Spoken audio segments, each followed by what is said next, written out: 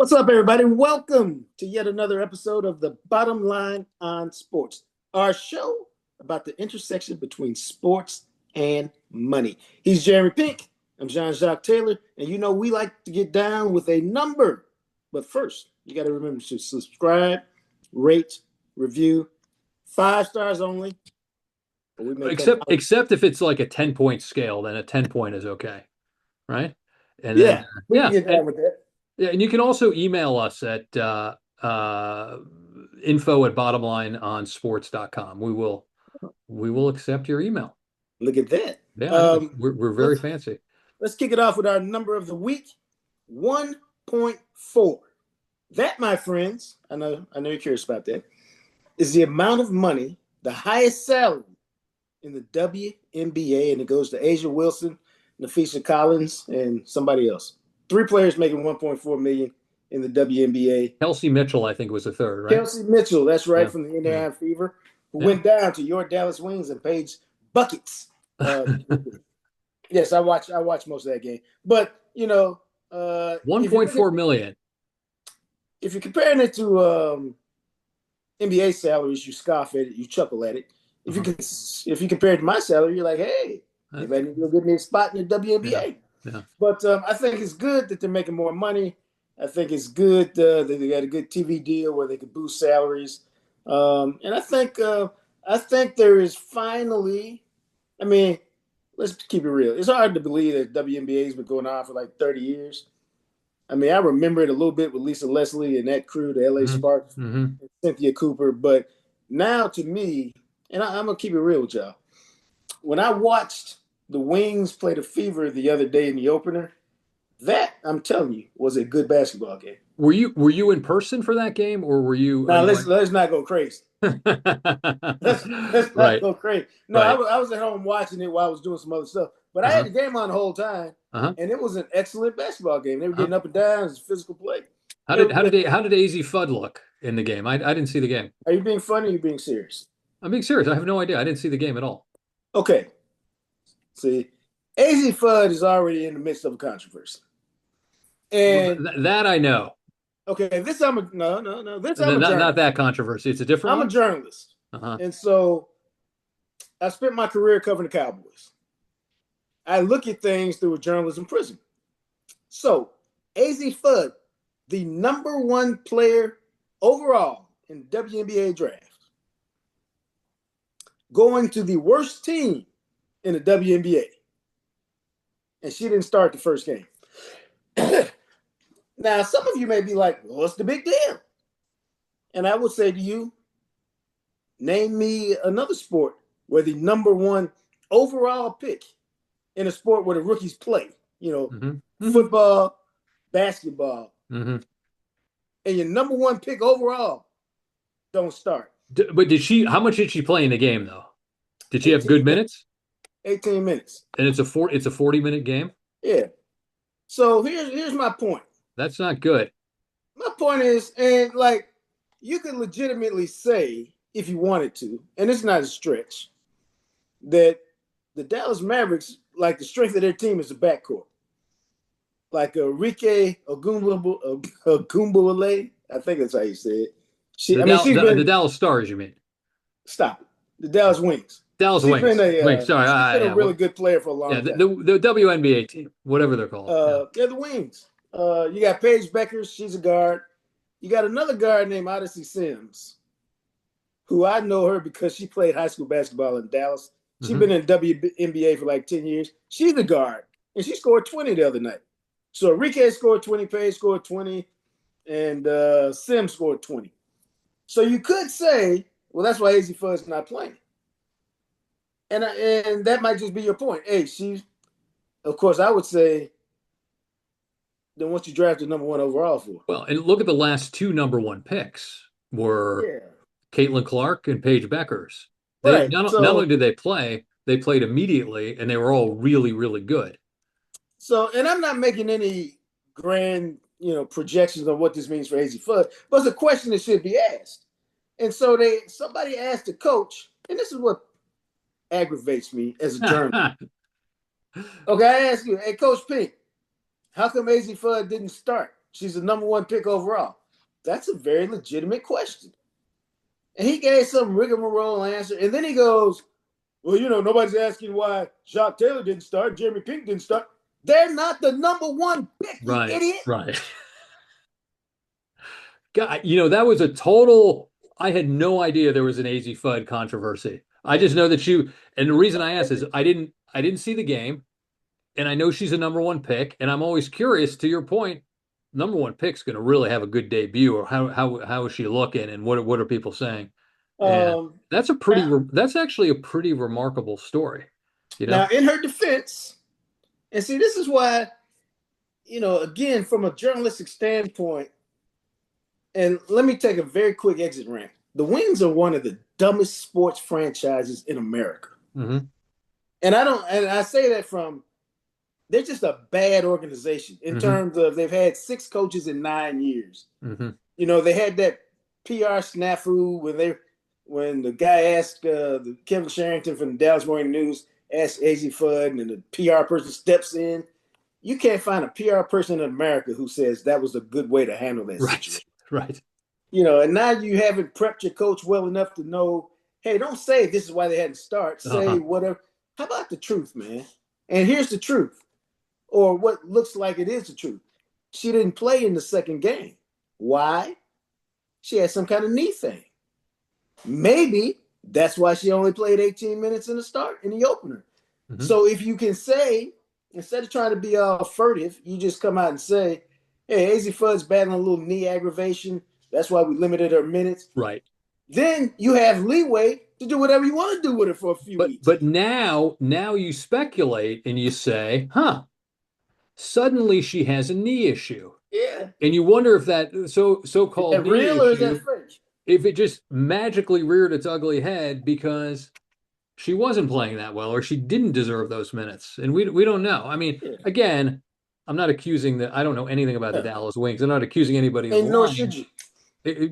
I'm not accusing, right, but I'm not accusing anybody of lying, but it does raise that question, which makes the PR move that you described, even worse and shows it even has more legs, which makes them, you're right, maybe it is a pretty stupid franchise. Oh, no, maybe to it. They're one of the dumbest franchises out there in the way they handle things. Just dumb. Yeah. But anyway, so it's 1.4 million. Yeah, let's get back to the subject. No, so 1.4 million, which is a top salary, which is great because I think that the WNBA now, at least from what I've read and seen now, is that the WNBA franchises are now profitable. That's due in large part to they have a nice new decent sized media contract that's paying each of the franchises. But you can draw a direct line to when Caitlin Clark entered the league. It created I think it created a rising tide. They got private planes to take them to from. They're being treated like a real professional sports league. But the other thing too about women's professional basketball players, for years they played overseas, and they played overseas because they made more money overseas, not because the competition was necessarily better, because it paid more money. So now I think you're going to see, much like the NBA, I think you're not only going to see the top American players making the WNBA a priority, I think you're going to start to see an influx of decent international players as well, which will only improve the overall league. No, that's a good point, because I think they're expanding by 2 or 3 teams. Yeah, and so they're going to they're still, to me, and they have to be careful about it because, I don't know that women's basketball is such a stronghold that people are going to see bad teams play. And so it's almost that situation. You want almost everybody to be close to 500 so that, fans will come see them. Right. And also you worry about, in any sport, you worry about a dilution of a talent pool. Is there a significant amount of talent to make teams as competitive? And you see that, with any sort of expansion team, with the exception of the NHL, which is a whole other animal. But if you see that with an expansion team in any other major sport, you really notice that, the talent pool starts to thin out and you start to see some really poorly performing teams, some mediocre play. Yeah. All right. Well, let's move on from women's basketball. Now, nowhere else will you get that much passion about women's basketball about AZ Fudd, somebody who, I was just thinking, oh, I wonder how she did. Yeah. An innocent question. Let's take it to the NFL, where the NFL, when they bought ESPN for $3 billion with a B dollar. Other way, ESPN I bought. mean, ESPN bought Yeah, the NFL yeah, network and all its yeah. properties for $3 billion with a B dollars. It created some stuff that I really didn't think about, but you did, in terms of Yeah. what did they do with that inventory that the NFL network had? Essentially what happened is because of that, and it's not worth getting into sort of structurally, but there were four broadcast windows, broadcast windows meaning there's four like times that now, if I'm a network or if I'm a streamer, I can bid on these. And because those games were no longer going to be on the NFL network or ESPN, they went somewhere else. So two of those four windows went to broadcast networks. It looks like the other two are going to go to Netflix. Yeah. But concurrent to that, um, Fox got a couple of new windows for themselves. So the long kind of fallout of all of this is that the NFL is making a lot more money because they're Ah, renegotiating some of their media deals. there's a Um, shot.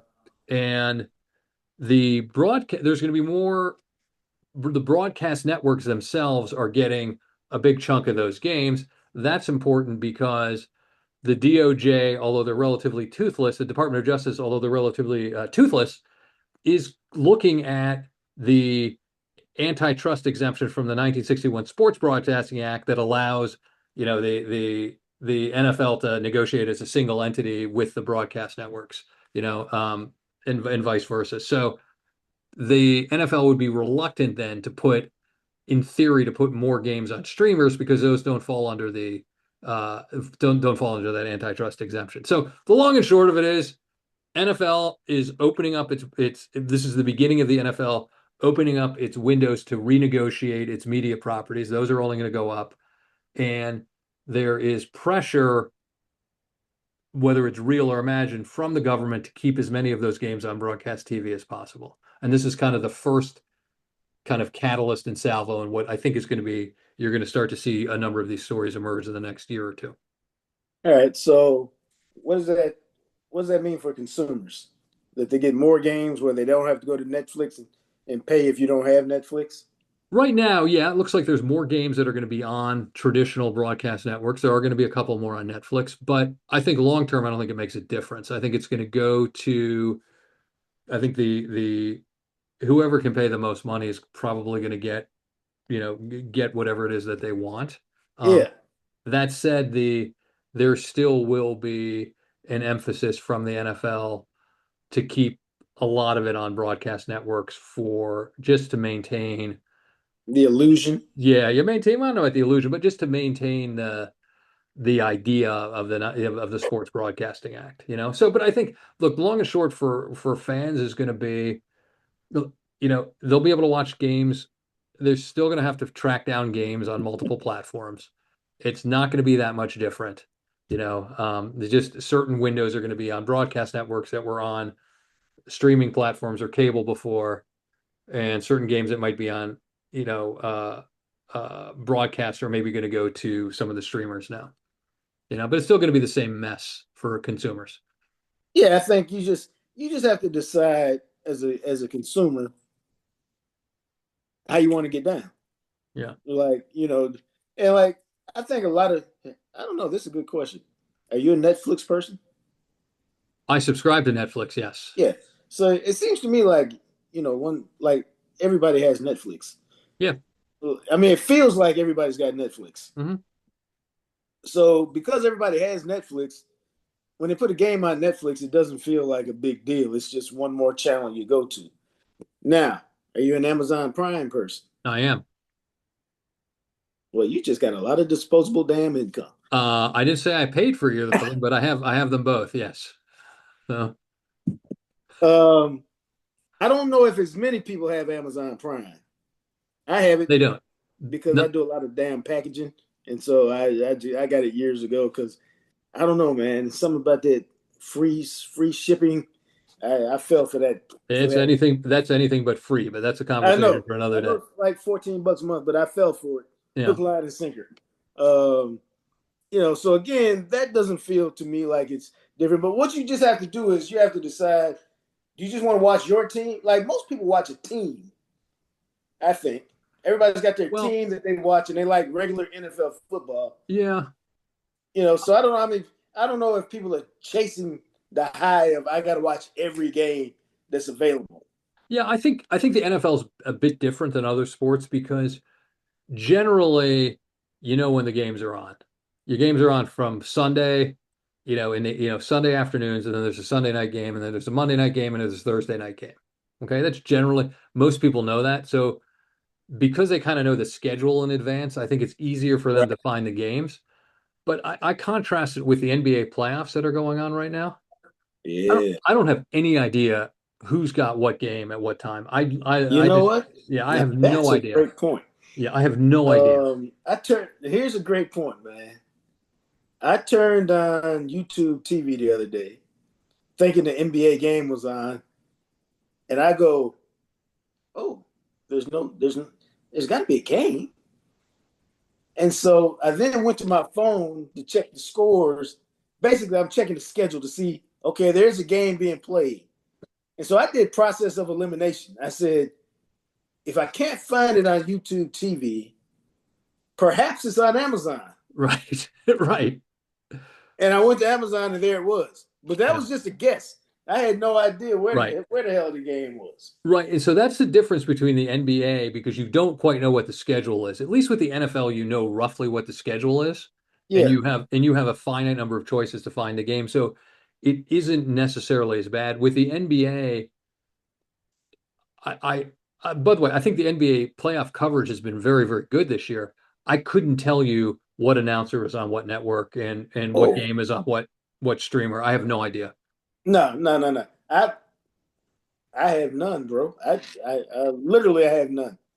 I just I use process of elimination to try to Yeah. find them.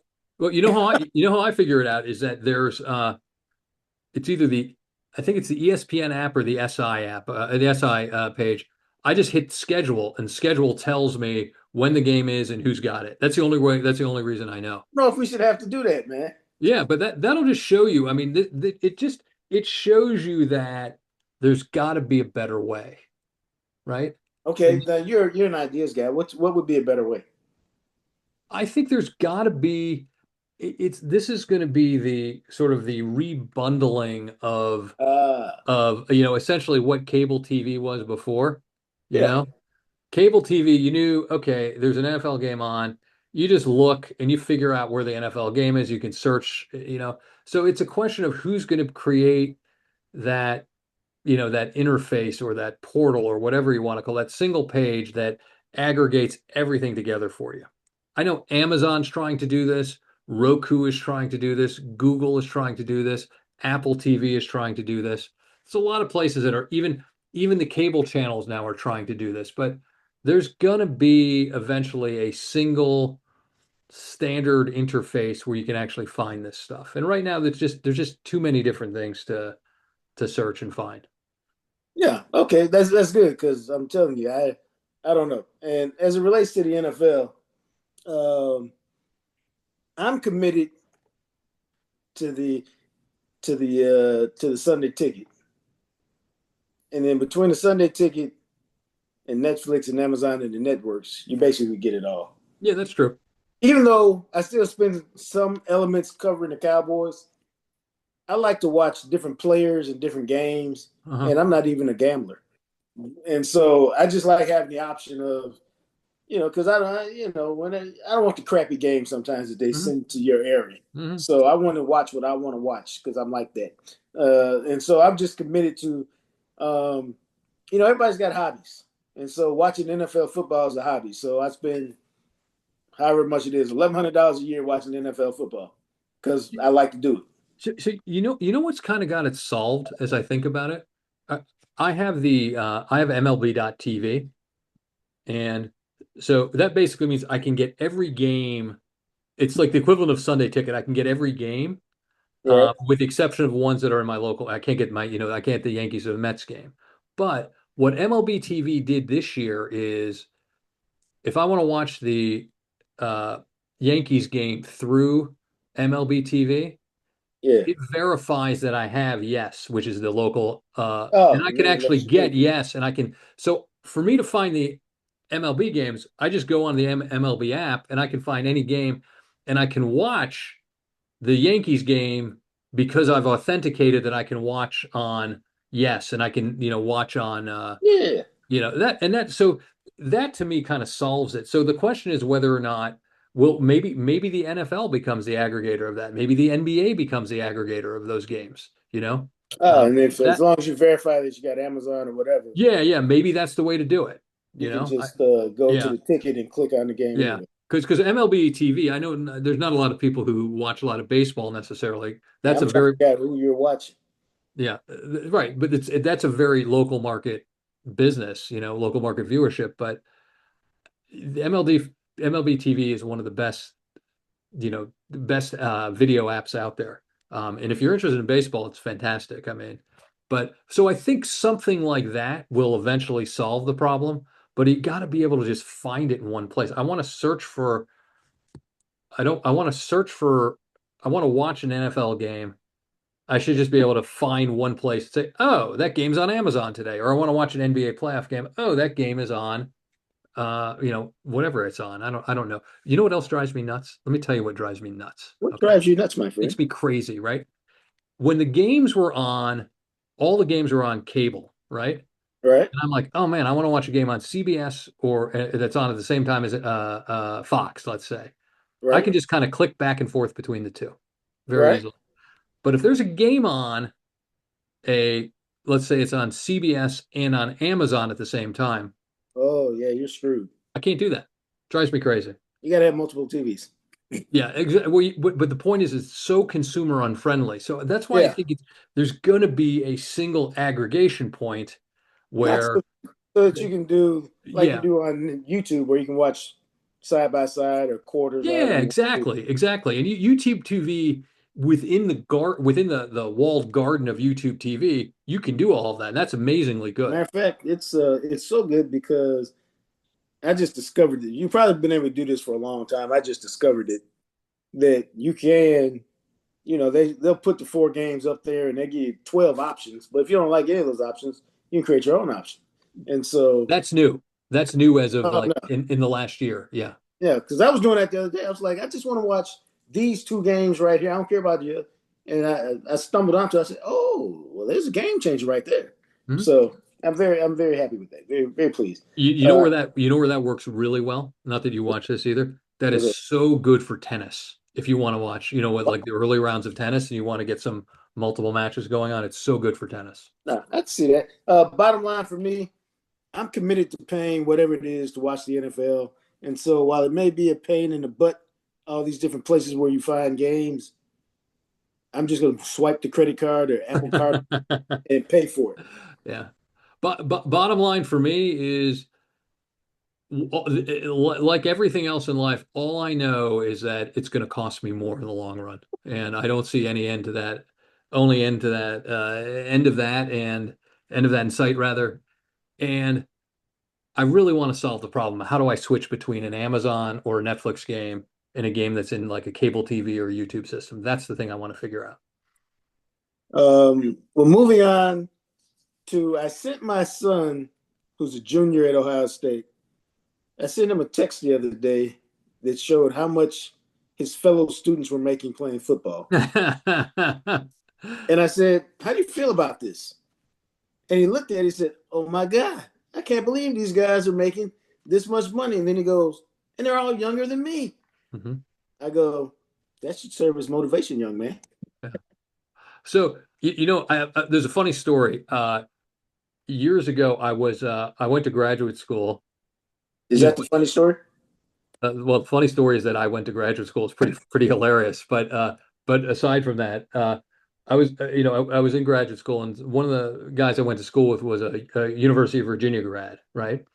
And he was talking about the School of Arts and Sciences showed the average salary of people who graduated from the Arts and Sciences College, Right. and the average salary was like so completely out of whack. It was like $150,000 That's because Ralph Sampson graduated that year, and his salary was included, right? I So, mean, they should have been ashamed of yeah, themselves for that. yeah. Lots of college football teams, not just Ohio State, spending big money on their rosters. Lots of big money on their rosters. Right. Um, well, now you had an interesting theory. Like Texas is spending the most, but you say you don't. Is Texas spending the most? It was Texas. So you got three teams from Texas in the top 10. Texas is the most, spends 47.9 million. Texas A&M is seventh at 38.9 million, and Texas Tech is 10th at 36.3. Now the interesting thing about that is Texas and Texas A&M each have endowments that are in the billions. Like they have more. They Oh, just print yeah. money. Yeah. So I don't know why Texas A&M is lagging $10 million behind Texas. Now, Texas Tech, what I like about them is they had just a couple of undergrads who struck oil and they said, you know what? We have so much money now that we're going to make our sports teams good. Right. And, and the thing I like about them is for them, it's not just football. They went out and got, I forget her name, but I watched her pitch the other day, the softball player, and they gave her $1 million deal to come Oh, pitch. right, right, right. Yeah, it is. But the thing is that the college football programs that are going to do the best in the future are the ones that have the wealthiest alumni, or at least the alumni who are willing to spend money on the sports Yeah. programs. And it's not surprising that three of the top 10 most expensive college football rosters are from teams from Texas where there's big oil money. And then you look at the other top schools. What I'm surprised by is there were only two Big Ten schools in the top 10 in spending, and that's Ohio State's third and Oregon is fifth. And then so I've been under the thought that the Big Ten schools have so much money and they have such a huge alumni base that they would be the ones who would spend the most money. Now, this may be something unique to this year. It's probably be interesting to look at this over a number of years, but Yeah, I uh, think so. yeah, that's Because, kind of what it feels like to me. But Miami is a very small private school. They got like 15,000 students. How many students my go to Duke? I actually don't know the undergrad number, but Miami is an incredibly wealthy uh has an incredibly wealthy alumni base. It's Clearly, because they got $44 million yeah, it's roster. it's a very wealthy alumni base. But then you have, which I found interesting, is LSU was fourth, and Alabama was eighth, and Tennessee was ninth. That surprised me that those schools were that high because their alumni basis, well, they're huge football programs. Their alumni, the wealth of their alumni are relatively less Yeah, than the wealth of some of the bigger I'm a little schools. surprised by Tennessee, but at Alabama, man, um, I think it's the civic pride and the school pride where Well, there's we there's may not, huh? nothing else to spend money on in Alabama. That's what I'm saying. Like Right, right, this is it. I mean, we right. spent some money going to Talladega, but this is it for the most part. Right. And so, I mean, I think that's why Alabama will continue to be up there as long as they're winning. And if for some reason they dip, then I can see the money drying up as they dip. LSU got a boost because Lane Kiffin went and he was like, "I need this to compete." And something like Lane, like LSU, will they continue? Because Louisiana is not a rich state. Will they continue to fund it at this level if you're not winning national championships? And the thing about it is, man, now that before when people were cheating, you had an unfair advantage. Now that everybody's paying, I mean, I think it's just more and more and more parity, in that I agree with that. a lot Well, of teams will be able to compete. I think what's going to happen is, yes, I think that's true. I think we need to look at this over like the next, 10 to 15 years, and I think you'll see more of a pattern that there are the schools that are bigger and with a wealthier alumni basis are going to have a sustained excellence over time in terms of the football programs. You may have programs that have a one-off spending or there's unique circumstances. But All right. the school that I think is very interesting in here is there's six schools that spend $40 million or more. One of those schools is Notre Dame. They're at number Yeah. six. That's a huge advantage that Notre Dame has. They're independent. They're getting special treatment in the college football playoff, and it's a wealthy alumni base, and it's a large school. And I think that's a very and I think they have one of the top coaches Oh, in college I think football. Yeah. Notre Dame is about to be here for the long haul. Yeah, and so Notre Dame looks so as I look at these schools in the top 10, which schools do I think are sustainable in the top 10 for a long term? I think Texas is. I think Ohio State is. I think Oregon is because they have a very aggressive number of alumni that are in And they there. got Nike money, And then Nike money, exactly. I think Notre Dame is, right? and then probably Texas A&M and Texas Tech. But I don't think like Miami's going to be sustainable. I don't think LSU is. I don't think Alabama is, and I don't think Tennessee is. I just don't. Well, I think sustainable is an interesting word. I think it depends on what kind of success that they have. Are you like you're not going to win the national championship every year? Are you going a couple rounds deep in the tournament, or because now it's going to be, and maybe we'll talk about this next week. Is the college football tournament going to 12, or is it going to 16, or is it going bigger? Because if it stays at 16, which I think is okay. I mean, if you're going to expand, 16 is all right. We're at what? We're at 12 now, right? Yeah. I Yeah. mean, I prefer to keep it at 12. Well, actually, I like 16 for this reason. I don't like buys anymore. You know what I mean? Like outside of Indiana, every team that has buys lost because Yeah. you're not playing in 40 days. Yeah, I Then agree. you play a team that just played last week. And, you know, again, Indiana was clearly the best team this year. But outside of them, even if it takes you a half to get back in it, well, shoot, that's a half. It's a half against a So, good team. You're not going to right. get in it. Yeah, So yeah. 16, that means everybody's playing everybody. And so I think that's a lot better, and you'll get a lot better results for Well, that. but I also think you play 16, but if you do that, I think you eliminate the conference championship games, and I think you start playing, a week or maybe 10 days after the end of the regular season or after Well, you the get a truer result if you do that. or after the Army Navy game. Yeah. And No, I like that.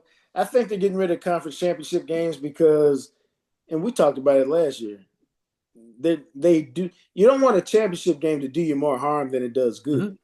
and that's what it was doing. Whether you won it, okay, now we won it. Now we get a bunch of time off, or I mean, it's just a lot of moving parts to it, Yeah. and so it seems like it's a bad idea. Yeah, I So, think that those are a lot of the college conferences are talking about eliminating those games, but I think that's going to go in lockstep with the expansion of the but college you football playoff. you needed them in the past. You don't need them now. You needed Yeah, them, but now you don't need them because it's much like the NCAA basketball tournament. It doesn't really matter if you win the tournament and you get the number one seed. Now you didn't win the tournament, so you go on the number two or the number three doesn't seed. matter. No, you're in the tournament that really Right. matters. So, and you're Right. gonna have to play all the big boys sooner or later anyway. So, what difference does it make? And now you got 76 teams. That's insane. It's insane. Yeah, Um, yeah, so basically, if you have a 500 record and you're in a big conference, you're going to make the NCAA tournament, yeah, yeah. and no one's going to watch those first round games, and no one's really going to watch until probably. Well, it'll be interesting to see how they set it up. Will they have more on campus games instead of That's because that true. would make it interesting. I agree. As opposed to having, four teams come down here to Dallas that nobody cares about. So maybe you play the first couple rounds like the NIT at home gyms. And that's And good. that would be all right. Well, but that's the thing. If the college football playoff expanded to 16 teams and there were eight games at the respective, the 1 through 8 seeds all had home games, that would be good. Yeah, I think that would be interesting. And maybe you do that for the first 2 rounds. It's the home field advantage, and then maybe in the final, the semifinals and the final, yeah. Then you you give it to bowls. Yeah. right. No, I think that would be good because not that they care would also save people some money. Only rich people, and I'm not rich. Only rich people can be like, oh, we're gonna go see my kid play. If you're at Ohio State, oh, we're gonna go see him play in Phoenix for one game, and then we'll see him in Atlanta for the second Hmm. game, and then we'll go see them in the championship game in LA. Most people ain't got that kind of money. No, no, no. I mean, it's crazy. I'm still amazed at how many people actually do travel for these games. You know, it's Yeah, because I'm not one of them. neither. I remember I was in LA. My daughter's in college in Los Angeles, and I was in LA for a weekend, and I happened to stay in a hotel that I normally just sort of randomly stayed at for whatever I couldn't remember why anymore. And everybody in the lobby was wearing either an Eagles jersey or a Raiders jersey. I think I can't remember which team. And almost everybody there was traveling Wow, to go watch. I can't remember who was. I think they were both. Maybe they were both playing in LA that weekend. I don't remember. But it was remarkable the number of people who had traveled to watch an NFL game. Uh, wow, yeah, which is amazing. no, yeah. So it's yeah. I think I'm with you. I can see Miami dipping real quick. I think LSU is really competitive. They might dip, but I can see them being in the top 10. And then Texas Tech, because that's just two people's money, you just never know how their They could money go is going away. to go. Or, they could be one of the situations where they just get mad. And because it's two people, they Yeah, just be like, yeah. nah, we're pulling our money. It's like a business that has one large customer and that large customer goes away, and all of a sudden you're like, what happened to my business? You know? Oh, you mean like me 5 years ago? Right. Well, at least you had a large customer. That's a good thing. Yeah, Yeah. bottom line for me, uh, I think it's going to be really interesting to see who stays and who goes. But I believe Texas is going to be at the top in terms of money spent on roster for a long time. Yeah.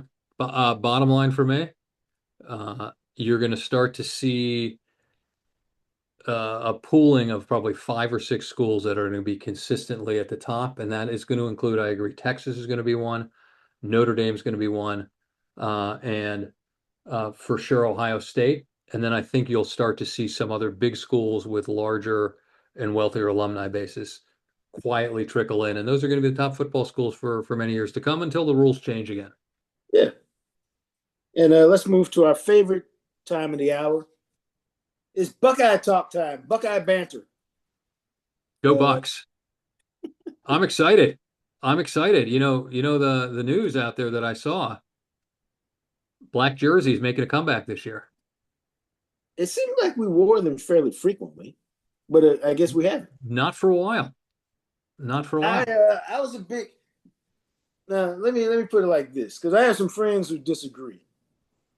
Like I have, I live in Dallas, and so I have several friends who are huge Longhorns, hook 'em, that kind of thing, and they are aghast at a third uniform.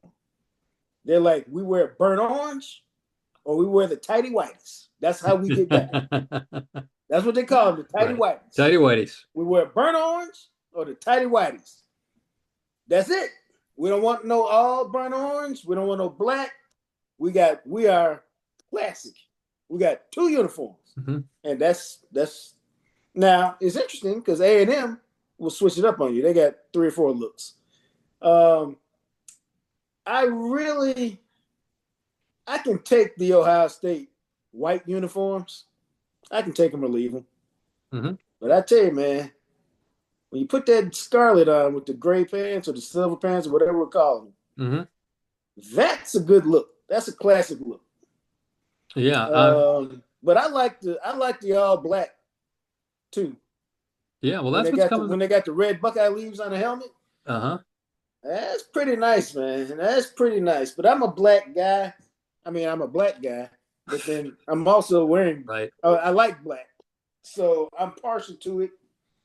Matter of fact, I have on all black. I have on a black outfit right now, black So do shorts and shirt. so do I. But I have my Cincinnati Reds, my Big Red Machine sweatshirt on. Yeah. So, but they look good in the all black, so I'm down. I'm down with that. So I think the highest last I'm just reading the our former employer, the Columbus Dispatch, reading a Columbus Dispatch story that says the uniforms were last worn in 2022. So it's 4 years ago. Really, Yeah. I would have never guessed it'd been that long. Yeah. And. Now, see, are you a fan of the all red? like they were No, against no, Tennessee. I'm not.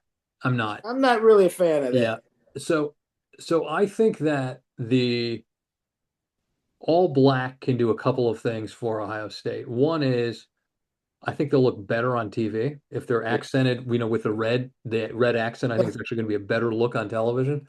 But number two is, Buckeyes need a level of toughness. They need a persona. Does the black sort of Yeah. indicate some? Well, that may be completely meaningless, but it's like the whole the Raiders mystique. It's they're wearing black. No, I It like would, that. Now it, let me ask you this other one. yeah, Did you like the all gray?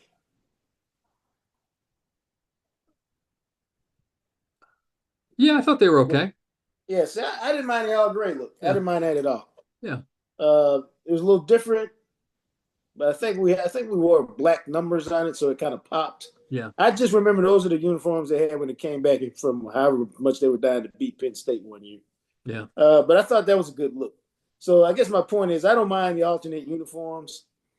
I don't. We seemed like we wore all white one time, and I don't think that looked too bad either. Yeah. Every time I see the all black uniforms, I just think of, and this may be my own hallucination. All I can think of is JT Barrett, who was a quarterback for I think 13 years at Ohio State, wearing the all black uniform. That's my memory of those uniforms. But listen, I like them. Ohio State needs to have kind of, I think, a different level of toughness than they've had certainly last year. And maybe this will be helpful in that. What do I know? Uniforms ain't gonna do that, man. They Yeah, I know. get on that weight room and bust somebody upside the I head. think that's exactly right. Yeah. So, like me, I'm, a huge bruiser. So, Yeah. but yeah, but I think it's good. I think it's good for the brand. I think it's good for Ohio State. It's another talking point. I think, I'm sure there's probably some research done that they're going to sell more merch and everything for sure. No, no doubt, no doubt. I'll definitely buy some all black Ohio State stuff. No question about it. Well, I have a lot of black sweatshirts and t-shirts and stuff like that. So I've been down with the black. You know what I like? I like the classic Ohio State stuff, which are the arched lettering just says Ohio State on it, in red and in a gray or black background. That's what I think is the by far and away the best Ohio State merch. Yeah. It's just fun to go to a relevant university. My son, my son is a running conversation we have from time to time. But sometimes you'll meet somebody and just in conversation. So where you go to school? Da, da, da. Oh, and when I've told him, I said, if somebody ever says a school that you don't know, you're not familiar with, you just go, is that a small liberal arts school? And and normally you'll be right. Right. I go, but you'll never have that problem. The only way you'll have that problem is, if you're talking to somebody who's not from the U.S. Yeah. And even then, you might not have a problem. Well, it's amazing. I've worn Ohio State stuff all over the world, and I'm stopped all the Everywhere. time, everywhere in the world. You get the OH or you get to go Yeah. Bucks. People stop me, and I'm also big on wearing USC stuff now too, because my daughter is USC, and I think it's Okay, I have a hard time doing that. I have to. It's I'm my not a, daughter. Yeah. I'm not opposed to it. I just have a hard time doing Yeah. it. But I wear USC. I wear USC stuff, and I'm stopped all the time for USC too, because USC is a huge school also. Right. So, Yeah. but And yeah, that's one reason I shepherded. That's one reason I shepherded him to Ohio State, so I wouldn't have to make these kinds of tough choices. yeah. You don't want to wear the UNT jerseys, right? UNT is Group of Five. They're perfectly They had a fine. good they had a good quarterback, right, last year. Hey man, their whole team followed the coach to Oklahoma State. Oh, is that right? I didn't I Like didn't their even know whole that. two deep Yeah, is now at Oklahoma State. yeah. And that I ain't gonna lie to you, that's kind of a raggedy part of college football. Now. Like they had that great season, and the payoff for the great season is not only did our coach leave. I mean, we can live with that. We can live with our coach going to getting a better job, but he took the two deep with him. Well, that's what Signetti did with the James Madison players too. Right? Yeah. He took all the good JMU players and brought them to Indiana. So that's today's college football, man. Yeah, it's crazy. Bottom line for me, always bet on black. Bottom line for me, I'm gonna have visions of JT Barrett all of next year. That's all I know. For Bottom Line on Sports, I'm John Jacques Taylor. He's Jeremy Pick. We'll holler at you guys next week. All right, we'll see you guys later.